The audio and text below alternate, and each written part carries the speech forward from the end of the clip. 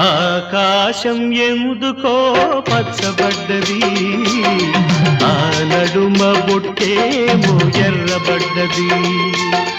ఆకాశం ఎందుకో పచ్చబడ్డది, ఆ నడుమ బొట్టేమో ఎర్రబడ్డది.